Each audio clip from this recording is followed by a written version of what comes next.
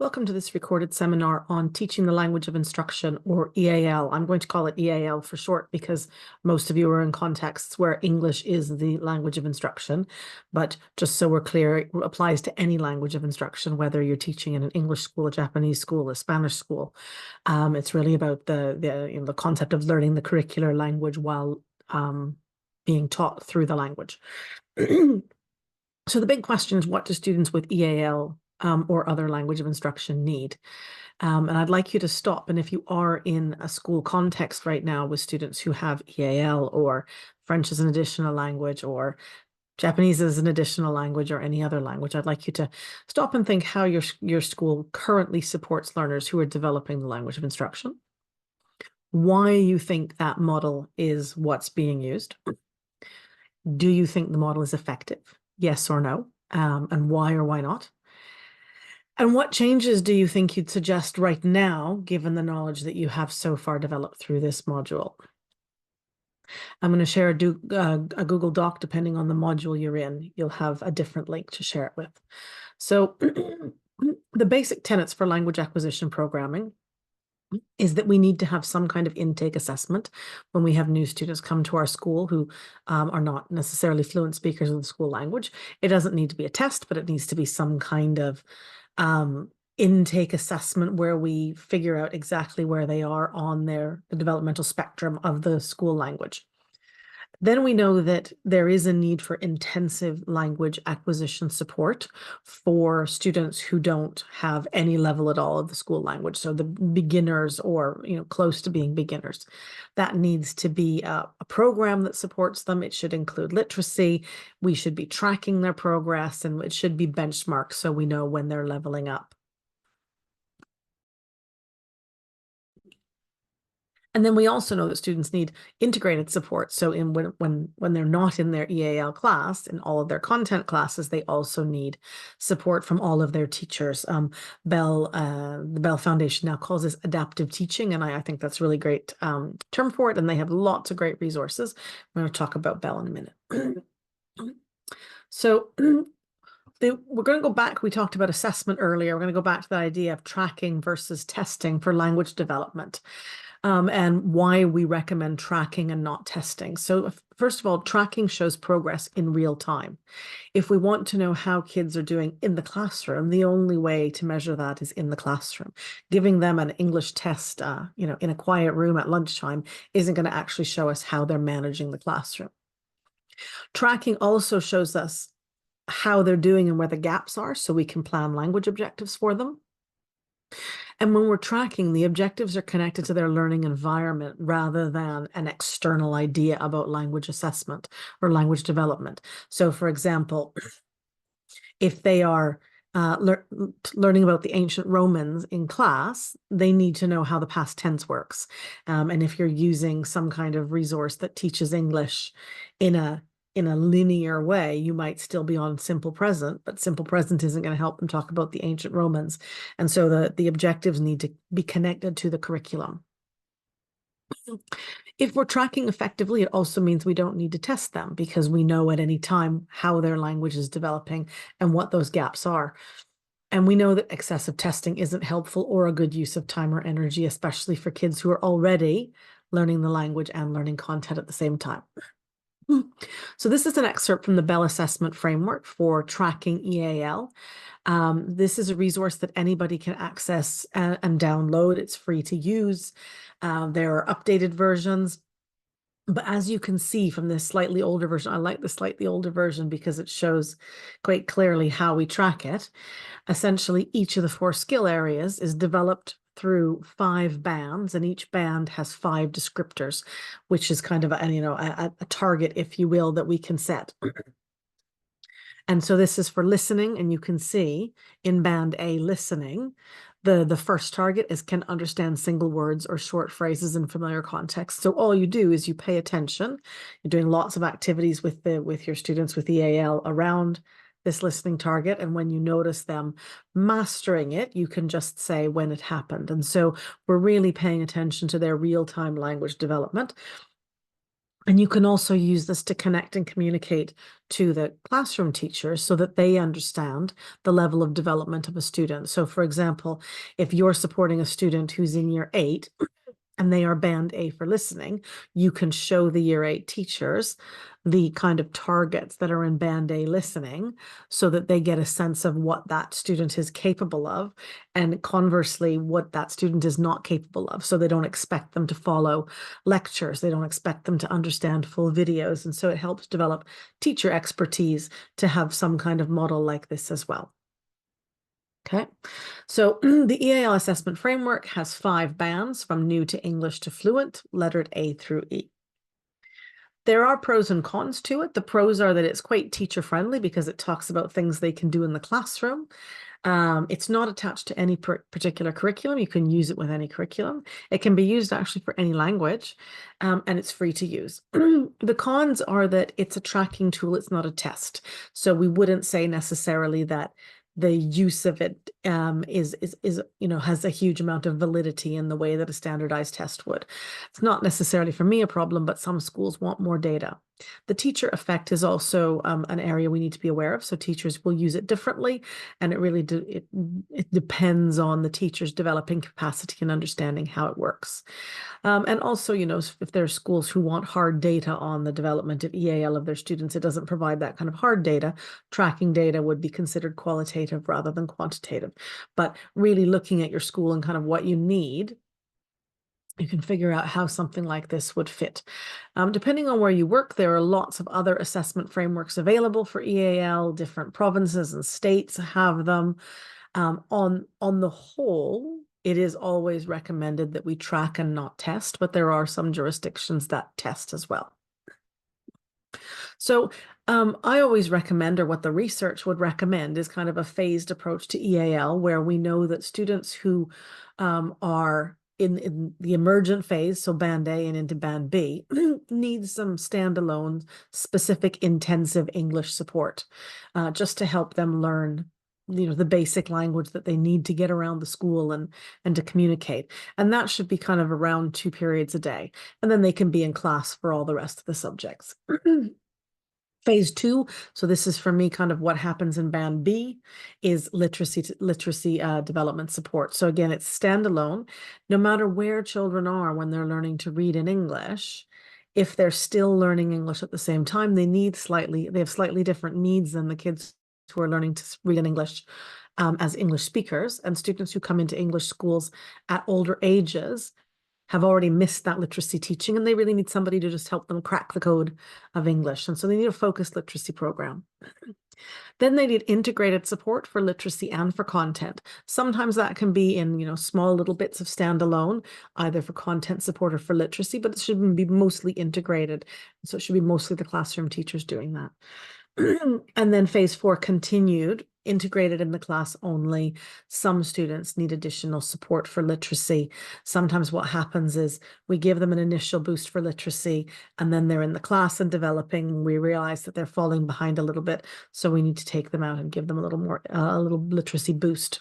And then I also kind of advocate for what I call English top-ups. So you might have kind of a group of students across 2 or 3 year groups who aren't really talking very much. So you want to give them a little kind of oracy boost. Or you might have students who overall their conversational English is fine, but they're really struggling with paragraph writing. So you might want to take them out, once a week for 6 weeks to give them a little boost for paragraph writing. So some really specific skill building. So overall, we move from intensive EAL support through to integrated support. Okay.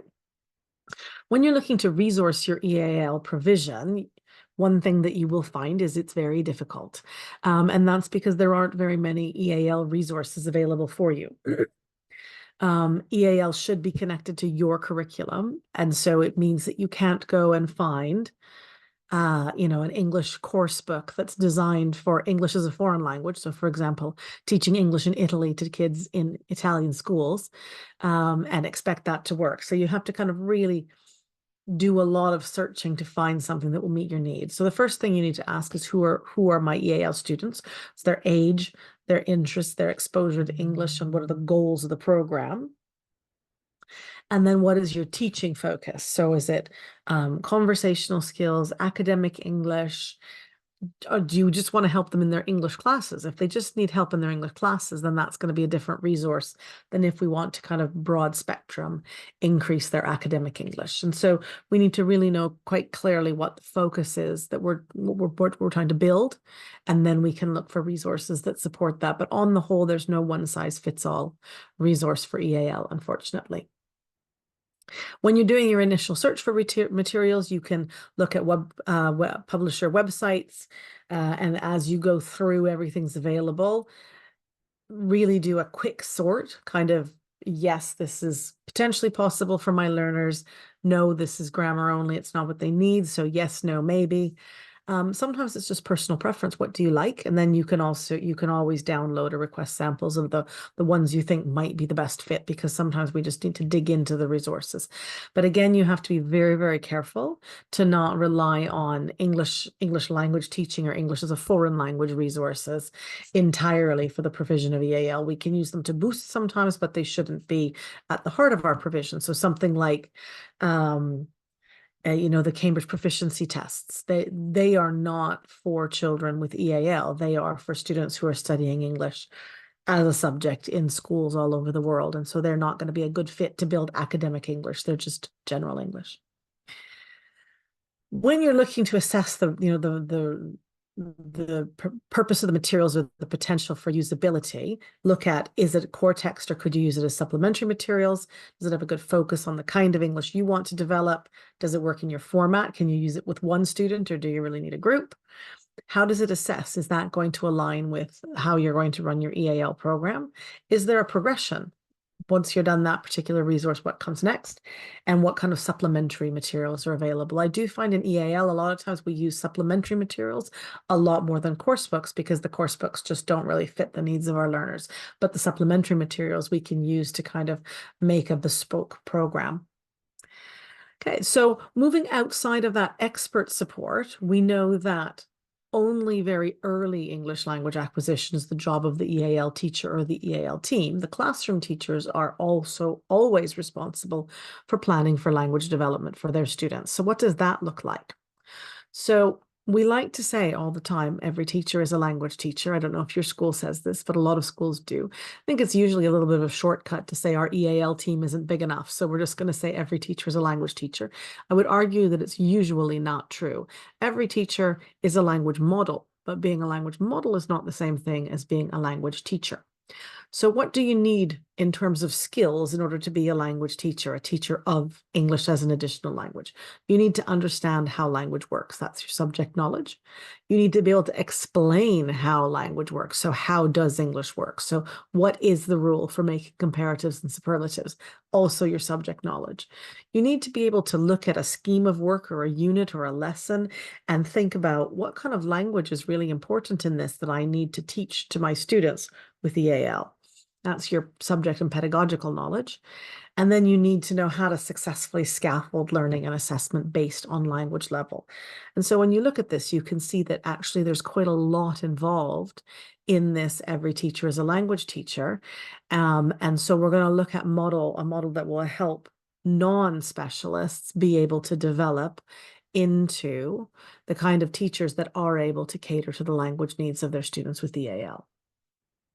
So going back to these basic tenets for a language acquisition program, we're going to look now at the third part, the integrated support. So planning for language growth across the curriculum is the only way to meet the needs of our students with EAL across the entire curriculum. And that's where they need the most support. We can give them intensive English for everyday purposes in specific classes, but on the whole, they have to acquire English across a vast number of domains to be academically successful. And so we really need to integrate it into our curriculum, especially if we have high numbers of students with EAL. So what does that look like? Essentially, you start with your learning objectives, which is where we always start. Then you think about your summative assessment. And when you look at the connection between the two, you think about what language is needed to successfully complete this summative assessment. And then once you know that, you can think about what language support will we build in either into the classroom teaching or through EAL support. to bridge from the language objectives to the summative assessment. So this is the additional level that we need all of our teachers to be paying attention to, is really the language of their particular content. So I'm going to show you what that looks like in practice. When we look at identifying language objectives, very often when I'm working with schools, they say, our teachers set language objectives. And what they really mean is they set vocabulary objectives. So they have a kind of a list of vocabulary, usually keywords that go with the unit. But language objectives go far beyond simple keywords and into more the meat, if you will, of language. Keywords are like bricks. We can stack them on top of each other, but what we need is the mortar, the glue that holds it all together. And that comes from looking beyond keywords and into language in different ways. So we're going to look at what functions are, and then we're going to look at the different levels of vocabulary, because that together helps us understand sentence level grammar and subject specific features. So academic language is the specialized discourse that we need in order to sound proficient in a particular subject. So the academic language required for geography is very different from the academic language required for mathematics, which is different from the academic language required for an English language and literature course. And so that academic mastery has to come from within the core subjects. And so essentially, as I just mentioned, the bricks are the vocabulary, but the academic discourse, which is what holds everything together, is what we really need to pay attention to. So what does that look like? Essentially, language functions provide the what are we wanting students to be able to do, and syntax or grammar provide the how are they going to do that. And I'm going to show you what that looks like. And so what essentially we're going to do is, instead of focusing on form, on the grammar rule, for example, focusing on the form first, we're going to focus on meaning and move towards form. So this is from an approach called systemic functional linguistics.